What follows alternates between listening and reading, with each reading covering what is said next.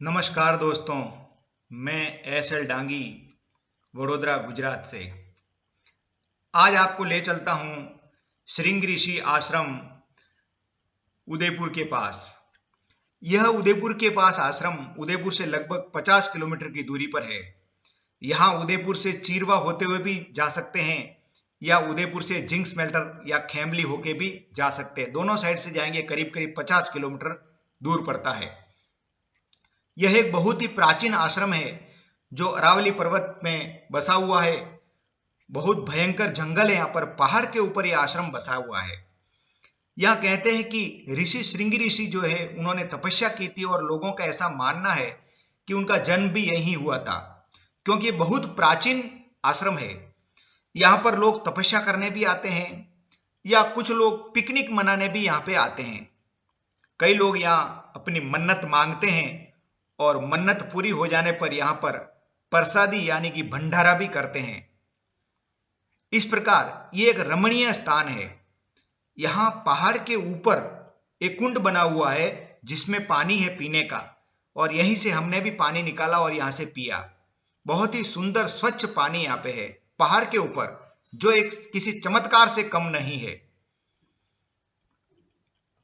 बहुत ही सुंदर आश्रम है। इस आश्रम में कुछ गौ माता भी यहाँ पे है जिनकी सेवा यहाँ पे जो पुजारी जी हैं, भक्तगण हैं, कुछ लोग आते हैं रोज यहाँ पर सेवा करने के लिए। वो सेवा करते हैं और दूध भी निकालते हैं, और जो भक्त यहाँ पर आते हैं उनको चाय बना के भी पिलाते हैं। यहाँ पर श्रृंग ऋषि की एक समाधि बनी हुई है जहाँ पे लोग दर्शन करते हैं, और सावन के महीने में विशेषकर यहाँ काफी यात्रीगण भक्तगण आते हैं। तो आप कभी भी एक बार इस आश्रम के दर्शन अवश्य करना चाहिए, क्योंकि बहुत ही सुंदर, खास करके चौमासे के सीजन में चारों तरफ हरियाली हरियाली रहती है। भयंकर जंगल होने के कारण यहाँ पर कुछ तेंदुए भी पाए जाते हैं, और जो यहाँ पे कुछ कुत्ते भी हैं जो पाल के रखे हैं। उनको तेंदुआ जैसे ही उनकी सुगंध आती है तेंदुओं की, तो कुत्ते जोर जोर से भौंकने लग जाते हैं, जिससे मालूम पड़ता है कि यहाँ पे तेंदुआ आया। जब हम गए वहां पे कुत्ते भौंकने लगे अचानक, तो हमने उनके पुजारी जी को पूछा ये कुत्ते अचानक क्यों भौंकने लग गए। तो उन्होंने कहा कि ये जब इनको तेंदुए दिखते हैं या फिर सुगंध आती है तो ये कुत्ते भौंकने लग जाते हैं। तो ऐसा है श्रृंग ऋषि आश्रम। यहाँ पे सीढ़ियां चढ़ने के जाना पड़ता है ऊपर, यानी कि कुल ऐसा समझिए कि आधा किलोमीटर की चढ़ाई ऊपर चढ़ना पड़ता है, जिसके लिए आसानी से सीढ़ियां बनी हुई है, सीढ़ियों पर चलकर जा सकते हैं। वैसे तो श्रृंग ऋषि के आश्रम उत्तर प्रदेश और बिहार में भी बने हुए, वहां भी इन ऋषि ने तपस्या की थी। हर जगह अपना अपना महत्व है, लेकिन पहाड़ पर ये एक अनोखा जो आश्रम है वो यही देखने को मिलता है उदयपुर जिले में। चीरवा ग्राम के पीछे, या विकर्णी और चीरवा ग्राम 2 ग्राम हैं, उनके बीच में यह आश्रम बसा हुआ है। बहुत ही सुंदर यहाँ का नजारा है। आप किसी भी सीजन में यहाँ पे जाएंगे हरियाली पाएंगे, लेकिन चौमासे के सीजन में विशेष रूप से यहाँ पे हरियाली रहती है। यहाँ पर कई लोग अपनी कच्ची सामग्री लेके आते हैं, जैसे अधिकतर दाल बाटी यहाँ पे बना के भंडारा करते हैं और प्रसाद पाते हैं। तो कई लोग पिकनिक मनाने के उद्देश्य से भी यहाँ पर आते हैं। बहुत ही सुंदर नजारा यहाँ रहता है। यहाँ पहुंचने के लिए अपने अपने व्हीकल से जाना पड़ता है। आप बाइक लेके जा सकते हैं या फिर कार भी वहां तक पहाड़ के नीचे तक जाती है, फिर आधा किलोमीटर आपको ऊपर चढ़ के जाना पड़ता है। ऊपर पीने के पानी की पर्याप्त व्यवस्था है, और यहाँ प्रसाद का कोई स्टॉल नहीं है। आप प्रसाद जो भी चढ़ाना चाहें अपने आप पहले से ही खरीद कर लेकर आवे। पहाड़ के नीचे भी प्रसाद का कोई स्टॉल नहीं है और ऊपर भी कोई स्टॉल नहीं है।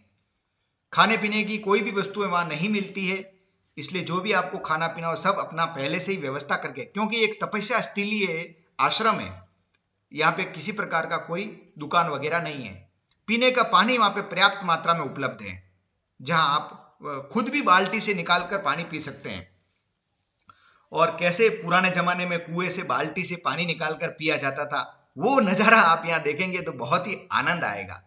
और वहां थोड़ी देर बैठ के भगवान का नाम लेते हैं, भगवान के नाम का जप करते हैं, तो बहुत आत्मिक शांति मिलती है। इसलिए मैं बहुत सारे फोटो मैंने यहाँ पे इस वीडियो में डाले हैं, जिनको देखकर आपको कुछ आइडिया आएगा कि कितना ऊंचा है और ये देखो, ये ऊंचे से फोटो लिया मैंने, और ये भी आइडिया आएगा किस तरह वहां पे भवन बने हुए जहां बैठ के आप जप ध्यान कर सकते हैं या ऐसे ही बैठकर प्रभु का नाम ले सकते हैं। वहां पे छोटा सा शिव मंदिर भी बना हुआ है, कृष्ण भगवान का भी छोटा सा मंदिर बना हुआ, वहां आप साधना कर सकते हैं बैठकर। बहुत ही अच्छा सुंदर आश्रम ये पहाड़ के बीच में बनाया हुआ है, बहुत ऊंचा। बरसात के सीजन में यहाँ पानी इस तरह गिरता है जैसे झरना बहता हो, लेकिन उसमें बरसात अगर चालू होगी तो आपको झरने का आनंद मिलेगा, और बरसात चालू नहीं होगी तो झरने का आनंद नहीं मिलेगा, लेकिन पानी बहता रहता है वो आपको दिखेगा वहां पहाड़ के बीच में से। और पहाड़ के ऊपर तो कुआं है ही, उसमें से आप पानी निकाल के खुद पीजिए, और हो सके तो अपना खाना पीने के साथ में लेके जाइए, वहां बैठ के खाइए, घूमिए, बड़ा आनंद आता है। यहाँ पे पहाड़ पर कुछ बंदर भी हैं, बंदर के खाने का भी कुछ चीज आपके पास हो तो लेके जाइए वो भी। यहाँ पर जाने के लिए आप अपने कार से जाइए, कार भी वहां तक जाती है, नीचे पार्किंग की अच्छी व्यवस्था है, और किसी प्रकार के चोरी वोरी का कोई डर नहीं है, क्योंकि एकदम जंगल में बना हुआ है। आलतू फालतू लोग वहां कोई नहीं आते हैं, जो या तो पिकनिक मनाने के उद्देश्य से या भगवान का भजन करने के उद्देश्य से या घूमने फिरने के उद्देश्य से जो लोग आते हैं वही आते हैं, इसलिए चोरी का आदि का कोई डर यहाँ पर नहीं है। इसलिए मैं आपसे नम्र निवेदन करता हूं कि एक बार इस जगह आप जरूर जाइए अपनी जिंदगी में, आप जिंदगी भर याद करेंगे कि हाँ, बहुत ही अच्छा स्थान और सुंदर स्थान देखा। बहुत बहुत धन्यवाद सुनने के लिए। मैं एस एल डांगी, वडोदरा, गुजरात से।